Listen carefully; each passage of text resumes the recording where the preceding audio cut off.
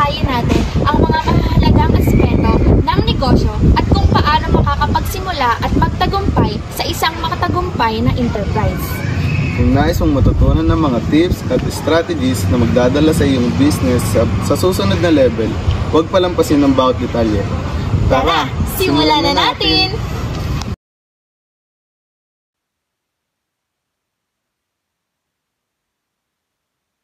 Hi, good day! I am Hazel America. Nandito po kami sa isa sa kilalang school supplies dito sa bayan ng Calauag. And siya po yung may-ari, si Ate, and i-interviewin po natin siya. So, Ate, good afternoon po. Ako po si Hazel America, grade 12 student po ng Central. Tapos po, meron po kami ditong 10 questions. Ang first question po is, ano ang nag-udyok sa iyo na magsimula ng iyong negosyo at ano ang naging turning point na nag-udyok sa iyo para ituloy ito? Yung nag-udyok sa amin para magtayo ng negosyo is, kasi ang nag-start nitong negosyo namin is si Tatay, which is si Sir Marshall Sasot. Siya yung unang nag-start nito. Nung nawala siya, kami na yung nagpatuloy. Yung second question po is, papaano nyo po nabuo ang idea para sa inyong negosyo at ano po yung mga, kumbaga po ay step na ginawa nyo para po mabuo yung negosyo nyo po? First, humanap muna kami ng location kung saan pwedeng itayo yung gusto namin business, which is itong school supplies. Apo. Then nakita namin ito na perfect yung place para sa ganung negosyo. And third question po is, ano ang pinakang malaking hamon na hinarap mo habang nagsisimula at lumaki ang iyong negosyo at paano mo ito nalampasan? Yung mga mga Kumbaga po ay hindrance. mga hindrance at syempre mga kakompetensya. Ngayon Opo. nag-start pa lang kami ng business. Ang strategy namin, kailangan marunong ka makasalamuha sa mga tao. Opo, lalo na po sa mga bata na namimili. Pang-apat po is, paano mo ipinagkaiba ang iyong negosyo sa mga kakompetensya mo? Yung negosyo namin, although dito sa street na to is more in school supplies, yun nga lang na as I said kanina na dapat marunong ka makisalamuha dun sa mga ibang tao. Opo. And ang panglima po Para is, balik-balikan ka. opo. Next po is, paano mo natukoy na tinutugunan ang mga pangangailangan ng iyong mga customer? Kailangan alam mo kung ano yung mga needs at saka yung mga wants nila, then yung afford nila. Lalo na po sa mga prices. Sa mga prices. Tapos, ang pang-anim po ay, ano ang mga katangian na hinahanap mo sa iyong team at paano mo sila pinapalakas at pinapalago upang matamo ang layunin ng inyong negosyo? So, sa amin, ang kailangan namin, isang responsible ka, kailangan marunong ka makisalamuha sa tao, tapos kailangan mabilis ka pumilos para mabilis mo silang mabigyan ng kailangan. Ang next po, ang pampita ay, paano mo nakuha ang pondo para sa iyong negosyo at ano ang mga payo na maibibigay mo sa mga negosyante tungkol sa pamamahala ng kanilang pananalapi? So, yung fund na nilaan namin para dito is yung sa retirement ni Tatay. Siya yung unang nag-fund dito, then pinalago na lang namin ang pinalago. Ano naman po yung, isa pa po yung tanong sa 7, ano po yung parang mapapayo mo po sa negosyante yung sa pagmamanage po sa pera Dapat, nila? halimbawa, kung magsisimula ka ng isang negosyo, alamin mo muna kung ano yung fit na product dun sa location na nakita mo.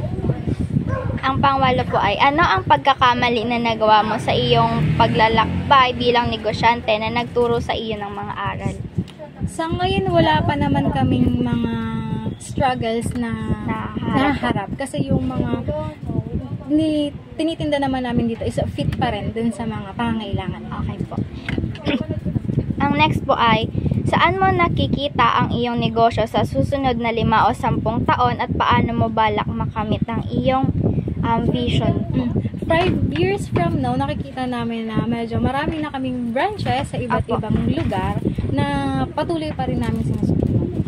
Ang last question po is, ano ang mga payo na maibibigay mo sa isang tao na nais magsimula ng sariling negosyo, especially po sa mga nag-aaral pa lang po, kumbaga? So, kung magtatayo nga ng negosyo, dapat alam mo kung ano yung mga needs tsaka wants ng tao. Dapat affordable din yung mabibili nila, then Opo.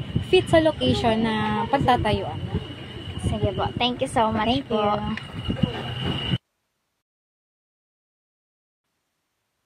So, ayun po, good afternoon po. Ako po si Azel America, grade 12 Yumes po ng Calauag Central College. Ang first question po is, ano ang nag-udyok sa iyo na magsimula ng negosyo at ano ang naging turning point para ituloy yung pagnenegosyo niyo po? Ito kasi ay legacy na. Apo. Ang Villalinal ay when 1993 nagsimula. So hindi ko talagang alam ang history lang ay yung tatay ko ay nag-retired na. So kailangan nila ng isang business na magsusustain sa kanila as laid back lang. Hindi talaga siya for competition. Parang alam nila natatanda na sila, kailangan nila ng pang-maintenance, ganito. So nag-iisip sila ng business na magiging okay lang i-manage, hindi ganun kabigat i-manage. So naisip nila restaurant. Since walang restaurant noong 1993 dito. So ang una talaga ay restaurant lang. Villalinal restaurant. Wala pang hotel, wala pang pool. So, yung second po ay, paano po nabuo yung idea sa inyong negosyo? At ano po yung mga hakbang po na ginawa para po mabuo po itong negosyo nyo? So, ang una ay, yun nga, walang dito sa going Bicol at saka Manila, konti pa lang yung mga restaurants. Ang tatay ko kasi ay nadistino sa kung saan sa lugar.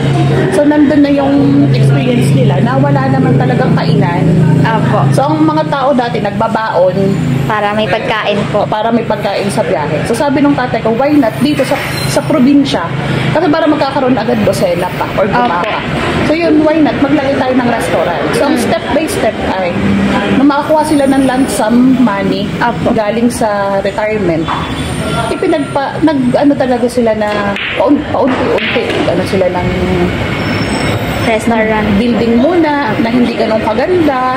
Tapos yung mga importante, utensils, mga tapos yun namang nanay ko, equipped ng business-minded pa sila. Pero wala silang background ng About business po. business ng pagkain. Ang third question po is, ano po yung parang naging hamon po habang nagsisimula po at paano nyo po yun nalampasan? Ang hamon ay siguro mga little things lang. Hindi nila ina-expect na napakalaki pala ng magiging cost ng pagpapatayo ng building. Kasama na din yung mga business permits and So, yun nga, paunti-unti siyang tinatayo. Tsaka hindi siya yung isang biglaan na buhos. Pangalawa, walang kuryente dito. Nung panahon na mahina yung voltage ng kuryente. So, yun, mga ganun yung mga setbacks nila. Hindi naman ganun ka-major, pero in a long run, mahirap din siyang makapag-adjust kasi mga necessities kasi siya. So, ang next po ay, ano po yung pinagkaiba ng negosyo nyo, nitong business nyo po na to sa ibang negosyo? Ano ba ang pinagkaiba? Siguro yung core value namin. Ako kasi, nung i-take over ko ang Villalinal, hindi ako tumitingin sa competition. Hindi ako tumitingin sa competition. Tumitingin ako sa kung ano yung pwede kong i-offer. Halimbawa, ilan lang naman ang hotel dito sa Calauag. Halimbawa, ano lang naman ang catering sa Calauag. Siyempre, nakikita mo yung ino-offer ng iba. Hindi ko ginagaya. Kapag yun yung ino-offer niya, hahanap ako ng iba. Yung mas unique. O kasi ilan lang kaming mag-offer ng catering or ng service na ganito. Bakit ko gagaya? Hindi pare-parehas na kami. So, kung ano yung hindi nila ino-offer, yun yung nag-i-innovate kami para iba din naman ang Villalinal. Ang panglima po ay, paano mo natukoy na tinutugunan ang pangangailangan ng iyong mga customer? Paano ko tinutugunan ang pangangailangan? Parang paano nyo po na-fulfill yung mga needs po nila kapag kunwari po nag-stay sila dito, ganun po. Ang Villalinal kasi hindi naman talaga siya for staycation. Ang Villalinal lang ino-offer niya kung as hotel ay overnight stay, a cheap, affordable overnight stay para sa lahat ng klase ng tao. Apo. Kasi pag sinabi mong Class A hotel, syempre mahal yan. Yung mga guest niya yung mga upper class din. So dito, ang ang iniiwasan namin ay yung intimidation ng tao. Na from Class A to D, pwede silang pumasok. Yung hindi naman siya nakakahiya para sa mga governor pag may pumasok. Pero at the same time, hindi din naman siya intimidating para sa mga taong ahente, katulad yan. Ahente yung mga nag-check-in sa amin. So nasa kanila na din yun kung magugustuhan nila yun. Sa mga upper. Pero sa amin, from A to Z or A to D, welcome sila.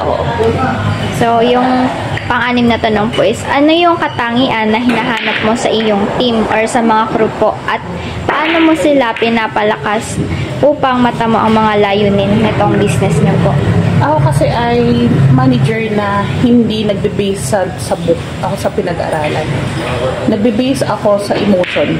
May iba na mali daw kapag nagbe-base ka sa emotion. Pero para sa akin, kapag ka small scale pa lang ang business mo, ito, big business pero small scale para sa akin. Pag sinabing ganun, hindi siya formal. Yung hiring namin, hindi siya yung formal na pupunta ka doon, kailangan mo ng medication, ng interview, medical. May interview pero hindi siya yung magpo-contract kayo. Ganun. As much as gusto ko siyang gawin, pero hindi siya applicable sa probinsya. Siguro alam mo naman yun na pag kami pumasok, pag ayaw na nalang pumasok, aalis na lang yan. Ganun yun. So ako, nandun sa, kung ano pinag-aralan ko, hindi siya applicable. So nandun ako sumunod sa emotions ko. Usually na nagtatrabaho dito ay hindi ka mag-expect ng sobra-sobra. Bakit ka hindi mag-expect? Kasi kung yan ay mga college graduate, hindi sila magtsatsaga sa probinsya as marangal na trabaho. Yes po. Pero wag ka mag-expect sa kanila ng sobrang taas na expectations. Since mga usually high school graduate lang naman sila. So, sino mag-a-adjust? Ako ba o sila? Siyempre, ako ang mag-a-adjust. Mag-expect down ako sa kakayanan na pag-iisip na alam nilang level ng tapos yun na, tuturuan ko sila kung paano yung gagawin nila. Hindi ako nag-expect masyado. Pero nag-share ako ng mga kailangan gawin. Nakakapagod yan.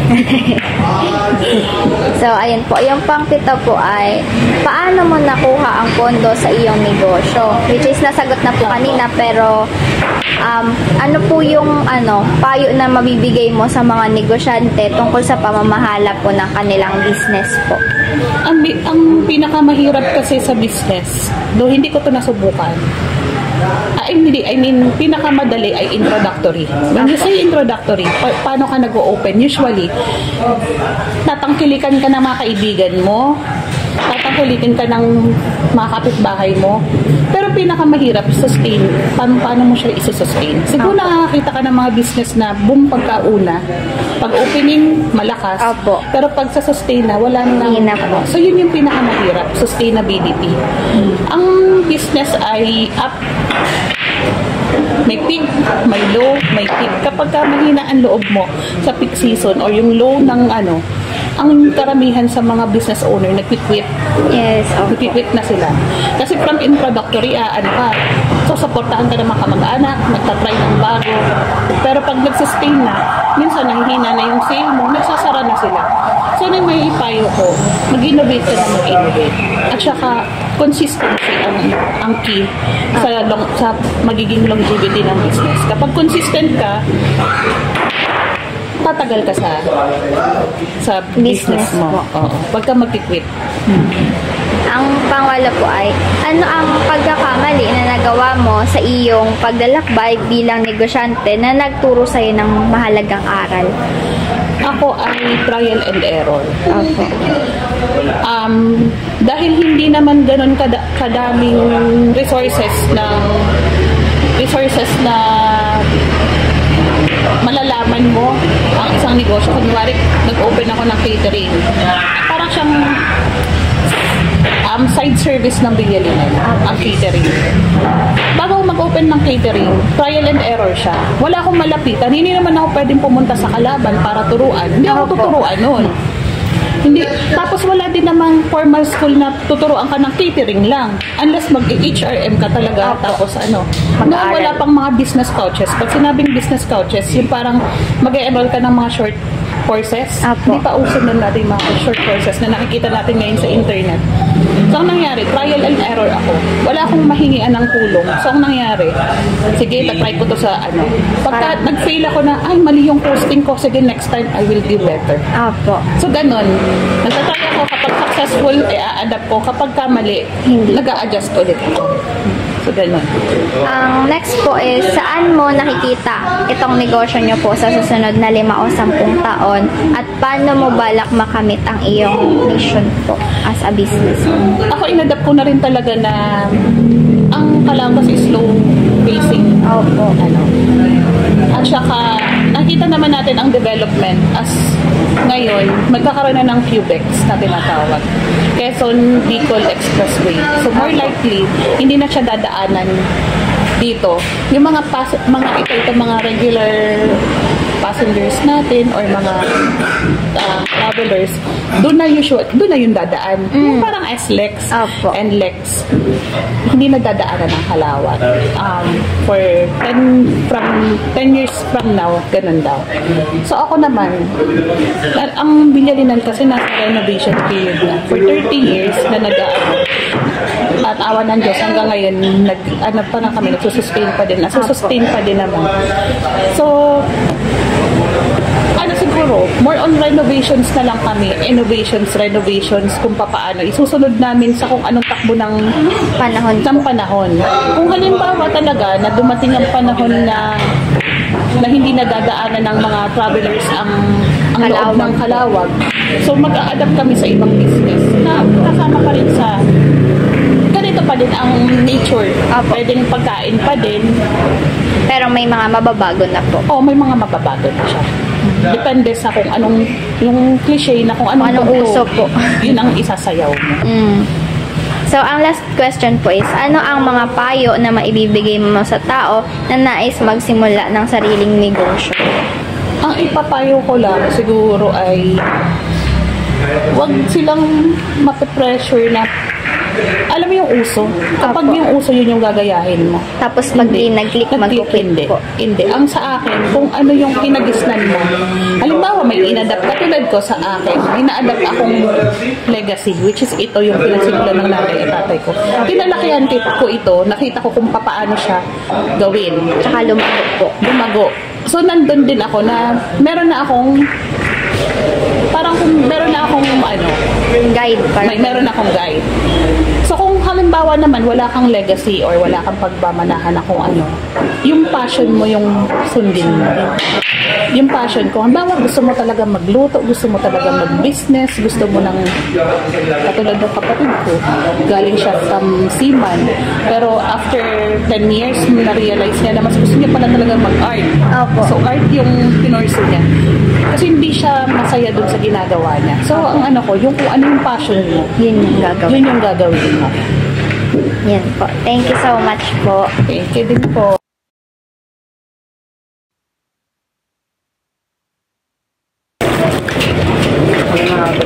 Ako si Derek Mendoza. Sir June, ano bang pangalan mo? Ang pangalan ko ay Faith Ann. Ang tanong po namin ano ang nag-udyok sa inyo na magsimula ng inyong negosyo at ano ang naging turning point na nag-udyok sa inyo para ituloy ito? Okay, so fresh grad kasi ako last 2024. And then pag uwi ko dito sa bahay namin, sa hometown or sa province, wala kaming washing machine. And ayaw nung lola ko na bumili ng washing machine. So, everyday, dinadala ko yung clothes ko sa laundry shop. So, parang nagkaroon ng time na sinabi ko sa kanya na gusto kong magtayo ng laundry shop since meron naman kaming vacant space na hindi ginagamit. Dalawang tanong po, paano mo nabuo ang idea para sa inyong negosyo at ano ang mga hakbang na ginawa mo para may kakatuparan nito? So last 2024, 24 December. In order for me na magstay here, kinonvince ako ng lola ko na, sige, magtayo ka na ng laundry shop mo, kung kaya mo. So, yun, from there, nag-check ako ng savings, inopen ko yung piggy bank ko, nag-research ako, and yun, hanggang sa magkaroon ako ng enough na inspiration na magtayo talaga ng laundry shop. Tatlong tanong po. Ano ang mga pinakamalaking hamon na hinarap mo habang nagsisimula at lumaki ang iyong negosyo at paano mo ito nalampasan? Nung at first, ang pinakamalaking hamon talaga would be yung operation and pag-collect ng right people para sa business, like yung employees, yung angels ko. So, yun, nagkaroon din ng multiple angels bago ako maiwan sa dalawang trusted angels ko. And I'd say na worth it naman siya. Mahirap and mabigat maghanap ng tamang tao. Pero yun, okay naman siya till now. Ika-apat na tanong po. Paano mo ipinagkaiba ang iyong negosyo sa mga kakompetensya sa merkado? Okay, so yung difference namin with other laundry shops here in our town is we provide a quick, as in 2 to 3 hours lang, you can get your laundry load na from us na clean and mabango na. And at the same time, I adjusted my price, lower ng 5 pesos as a marketing strategy na din para tangkilikin din kami ng mga existing na customers ng laundry shops. Ikalimang tanong po. Paano mo natutukoy at tinutulungan ang mga pangangailangan ng iyong mga customers? For that, I listen to their needs. For example, pag meron silang mga suggestion na, ay, dapat meron kang dapat meron kang online page. So, yun, gagawa ako ng online page. So, kino-consider ko rin yung comments and suggestions nila as valid turning points para ma-improve namin yung business namin. Ika-anim na tanong po. Ano ang mga katangian na hinahanap mo sa iyong team at paano mo sila pinapalakas at pinapalago upang matamo ang mga layunin ng kumpanya? So for that, respect and trust lang talaga yung requirements ko sa kanila. Wala nang good looking or whatever. Yun lang, ma-maintain lang nila yung respeto at tiwala ko sa kanila at at the same time, yung respeto at tiwala nila sa akin bilang manager or bilang yung business owner. Yun na yung pinanghahawakan namin kung bakit hanggang ngayon is okay yung samahan namin as a team. And yun. Ito po. Paano mo nakuha ang pondo para sa iyong negosyo at ano ang mga payos na may bibigay mo sa mga negosyante tungkol sa pamamahala ng kanilang pananalapi? Okay. So, at first, I checked my bank account. So, lahat ng high school savings ko, kinuha ko doon. And then, nung na-realize ko na kulang pa, I opened my piggy bank. It was heartbreaking kasi malaki yung piggy bank ko. Kasi kung na-imagine, yung malaking piggy bank. And sabi ko, baka kaya nga ako nag-save for this one. And hopeful na lang ako na magiging successful siya and mababawi ko rin yun na thankfully now, naghahanap na ako ng bagong piggy bank. So, yun. And ang mapapayo ko lang for aspiring entrepreneurs or aspiring business owners para maayos na lang ma-handle yung savings nila or yung money nila is to be hands-on with their business or kahit sa man na extra job or extra income na pinagkukuhanan nila. Dapat separate yung pang leisure tsaka sa pang business. Ikaw po. Ano ang isang pagkakamali na nagawa mo sa iyong paglalakbay bilang negosyante na nagturo sa iyo ng mahalagang aral? Okay. So, yung isa sigurong Ulit? Okay lang po. Okay, so yung isang pagkakamali, I'm not sure, pero maybe, yung nilimit ko yung sources ko sa Metro Manila. So, maybe if nag-expand ako ng Visayas or Mindanao na mga, anong tawag dito? If nag-expand ako ng ganun kalayo, nung hinahanap ko yung right franchise ng business ko, parang franchise siya in a way, since sila yung nag-deliver ng laundry machines. Siguro mas mababa yung funds na na-invest ko, pero wala naman akong regrets for now. Parang kaya ko naman siyang kitain in the future since stable naman yung business.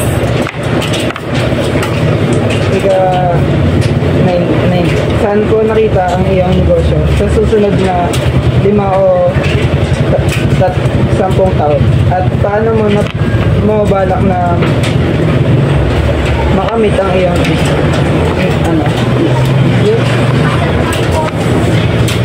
ulit? Paano mo balak makamit yung alin? Yung mission. Mission. Okay, sorry. So, 5 to 10 years, siguro more branches. If hindi man more branches, siguro more business ventures. Kasi, what I plan on doing is, after I get my investment back, is to invest on another business or another branch nga, if needed. Since, isa sa mga primary needs ng mga customers or ng tao talaga, basically, besides from food and living, is yung laundry.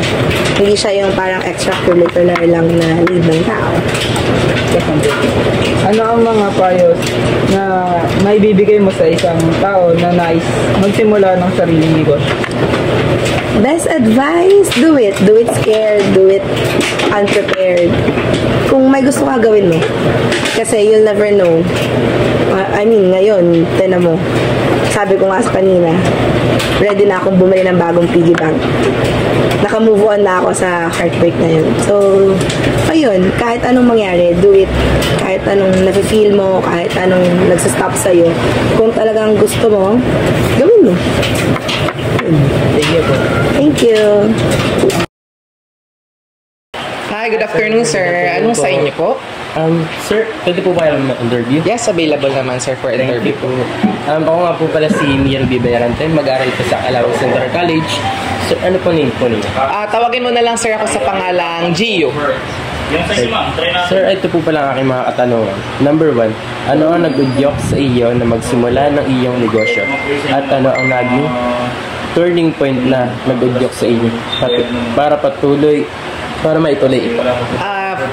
First, in-survey muna namin yung Calawag kung ano yung meron o kung ano yung wala dito sa Calawag na pwede namin ipatayo, at nakita namin na computer shop talaga yung wala. I mean, computer parts or mga bilihan ng computer yung wala dito sa bayan natin dito sa Calawag. Kaya yun yung naging udyok na magtayo ng business dito para na din hindi na tumawid or pumunta ng ibang ibayo yung mga mamamayan dito sa atin sa Calawag upang mag-transpo pa, magbayad pa ng transpo para pumunta ng Manila, Lucena. So in case na pumunta sila sa Lucena, nag-try kami or nagtayo kami dito sa Calawag ng business na computer parts or mga accessories na pwede dito bilhin para hindi na sila pumunta ng Lucena or other bayan. Maganda po. Ito nga po pala ang tanong na number 2. Paano mo nabuo ang ideya para sa iyong negosyo at ano ang mga hakbang na ginawa mo para maisatuparan nito?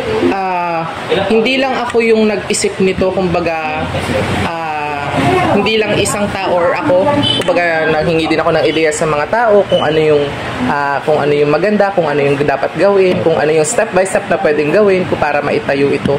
Then yun, hindi lang ako yung nag-isip yung mga ideya or yung mga kung ano yung ititinda. So nanghingi din ako ng ibang payo sa ibang mga magulang ko, sa mga friends ko. Yun. So ito po pala number 3. Ano ang mga pinakamalaking hamon na kinarap mo habang nagsisimula at lumaki ang iyong negosyo at paano mo ito nalampasan? Ang pinakang kalaban ko talaga ay ang aking sarili. So, pag nasa business ka, wala kang competitor or yung mga store na competitor. Ang competitor mo talaga ay sarili mo. Once na ikaw ay down at mababa yung tingin mo sa sarili mo, yun talaga yung pinakang common na kahinaan. Sarili talaga yung pinakang magiging problema once na ikaw ay, for example, ay kung wala ka sa mood magtrabaho, so connected yun sa kita. Kumbaga parang malas or hihina yung kita pag once wala ka sa mood. So sarili yung pinakang common na magiging problema. So ito po ang number 4. Paano mo ipinagkaiba ang iyong negosyo sa mga kakompetensya na merkado? Sa merkado kasi ay nandun na ang lahat. So magkakalapit na sila. So pagalingan na lang din siguro sa sa sales stock. So kung iba kasi yung way nila para makipag-sales stock na andyan na silang halos kulabitin kanila. Dito ka bumili kasi pag sa merkado ay andun na magkakarambola na sila na iisa lang yung tinitinda nila. Unlike dito na yun nga, iba yung tinda. So medyo mahirap din siyang i-market pero may mga strategy naman na madali din siya. Like posting. So sa merkado, hindi mo siya pwedeng i-post. Pwede naman siyang i-post pero hindi siya appropriate or hindi siya ganun dapat i-post sa social media. Kumbaga, ito more on madami ng computer shop, madaming parts, cellphone, other mga item na pwede mong i-post sa social media. So yun. So ito po number 5. Paano mo natutukoy at tinutugunan ang mga pangangailangan ng inyong mga customer? Paano ko natutukoy at natutugunan ang pangangailangan ng customer? Yes po. So sa pangangailangan ng customer, common na kasi yung pang araw-araw ng hanap ng tao, ang cellphone, laptop, computer. So natutukoy ko siya by paano ba? Ang cellphone at computer naman ay talagang kakailanganin ng tao since nasa era tayo ng technology.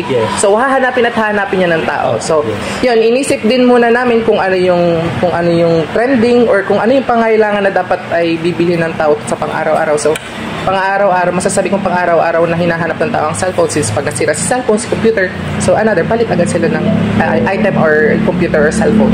So yun. So ito po number 6. Ano ang mga katangian na hinahanap mo sa iyong team at paano mo sila pinapalakas at pinapalago upang matamo ang mga layunin ng kumpanya? So, ang kailangan makita sa isang team ay of course kailangan may teamwork. So, dapat ay sa akin, dapat update sila ng update kasi hindi ko naman hawak to lahat kung ano yung wala na. So, kailangan ay inventory sila para masabi nila sa akin kung ano yung mga wala na para ma-update ko din or mabili ko yung mga wala na dito kasi medyo malawak siya. Hindi ko hawak halos kung ano yung mga wala na. Then yun, minumulat ko agad sila sa mga gawain para in case man na sila ay mag-explore sa other kung saan man sila gustong pumunta, at least may knowledge sila about computer then cellphone na pwede nila i-apply soon kung ano yung gusto nilang gawin or trabaho soon. So, number 7 po, paano mo nakuha ang pondo para sa iyong negosyo at ano ang mga payo na mabibigay mo sa mga negosyante tungkol sa pamamahala ng kanilang pananalapi. So, ano yung first question? Ano yung unang sentence? Yung 7 pa. Paano mo nakuha ang pondo? Okay. Paano ko nakuha yung pondo? So, of course, dapat yung mga needs na hindi naman dapat ay medyo isang tabi muna natin yun. So, invest lang, ipon-ipon, then hanggang sa magkameron ka ng pera. So, hindi siya ganun kalaking pera, pero once na tumubo na ng tumubo yung isang item, papalugayin mo ng papalugayin yun. Then, another item ulit yun. So, kung sa isang cellphone ay may tubong nasa 300, so, kung hindi lang naman makakabenta sa isang buwan o sa isang araw ng isang cellphone, so yun, yung tubo nun sa tatlong item, pang isang item, then hanggang sa lumago na lumago. So, yung second question is, ano yung ulitin ko lang pa. Sige. Paano mo nakuha ang pondo para sa iyong negosyo at ano ang mga payo na mabibigay mo sa mga negosyante? So, mapapayo ko sa mga negosyante din, yun, maging mabait lang din sila sa mga tao, sa mga customer, dahil may kasabihan nga na customer is always right. So, yun, kahit nasa pinakang punto ka na inis ka na sa customer kasi tanong ng tanong, ganito, ganyan, kailangan mo pa din sa kanila magtakumbaba kasi dadating ang araw si customer ay siya ang magbibit-bit sa iyo ng another customer. Kung baga pyramid. Customer, pag napakitaan mo siya ng magandang attitude, makikipag-chismisan niya sa ibang tao na, ay, ang ganda ng trato sa akin ng customer, nung binilan ko doon. So, dadalingan ni customer na bumili sa iyo, another customer. Let's say, kung baga pyramid. So, gali lang. Basta ay maging mabait lang sa customer. 8 po, ang tanong. Ano ang isang pagkakamali na nagawa mo sa iyong paglalakbay bilang negosyante na nagturo sa iyo ng mahalagang aral? Siguro ay ano ba?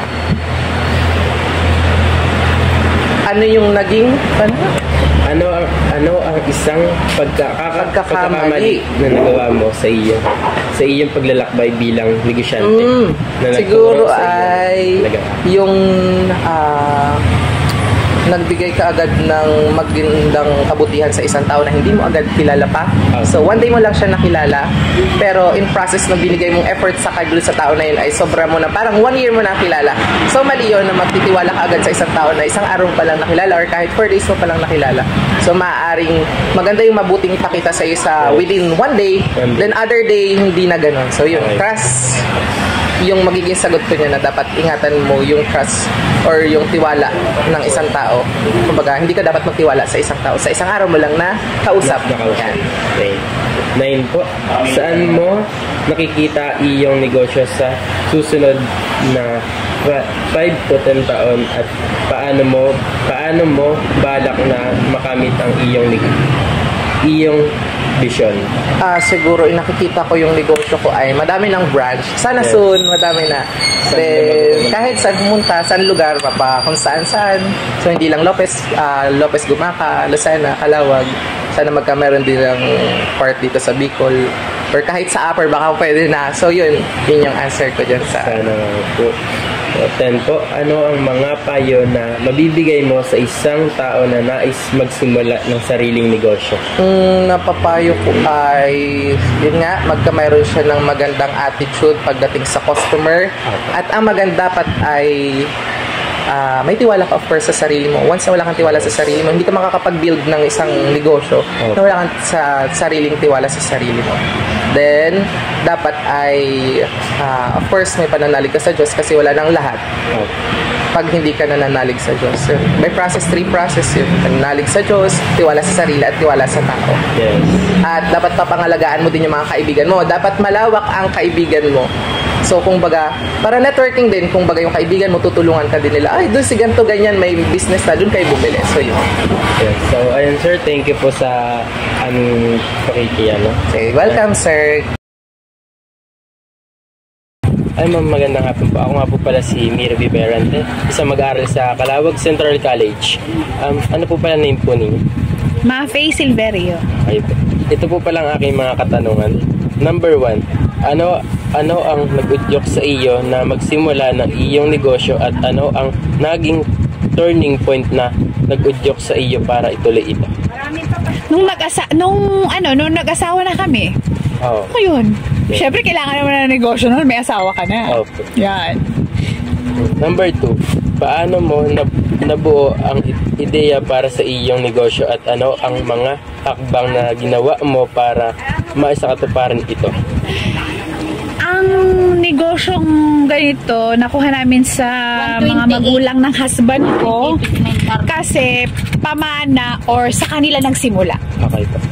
Number 3, ano ang mga pinakamalaking hamon na hinarap mo habang nagsisimula at lumaki ang iyong negosyo at paano mo ito nalampasan?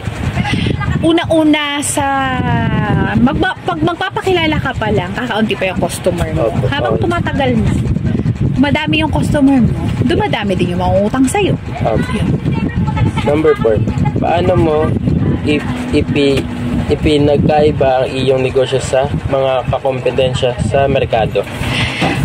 Depende na rin kasi yun, kanya-kanyang suki, kanya-kanyang style, siguro nasa pakikisalamuha sa mga customer. Yes po.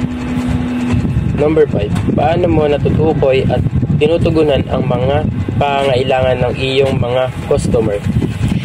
Tinatanong ko kung anong kailangan nila, kung kaya ko naman na ibigay o kaya kong kuhain para sa akin na lang sila bibili, umorder na rin din lang ako nung mga kailangan nila. Yes. Number 6, ano ang mga katangian na hinahanap mo sa iyong team at paano mo sila pinapalakas at pinapalago upang matamo ang mga layunin ng kumpanya? Kailangan yung mga tao mo pleasant. Kailangan magaganda mga tindera ko. Yan. Number 7, paano mo nakuha ang pondo para sa iyong negosyo at ano ang mga payo na mabibigay mo sa mga negosyante tungkol sa pamamahala ng kanilang pananalapi? Hindi naman talaga totally siya binigay na malaki agad. Okay. Nagsimula yun sa maliit. Oo. Maliit habang pinapalago. Umaano ang buwan, taon yun. Hindi lang isang buwan, 2 buwan, malaki na yung negosyo mo. No. Kailangan mong magsimula sa maliit. Huwag ka na umutang para wala kang bayarin. Yun. Number 8, ano ang isang pagkakamali na nagawa mo sa iyong paglalakbay bilang negosyante na nagturo sa iyo ng mahalagang aral? Sa pagpapautang din, kasi minsan talaga may mga tao na hindi marunong. Okay. At saka super ano nga bang tawag doon? Yung nagtitiwala ako. Tapos minsan hindi nila sinusuklian yung tiwala na binigay ko sa kanila.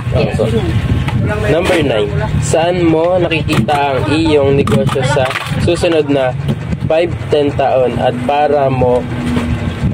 paano mo balak na makamit ang iyong vision?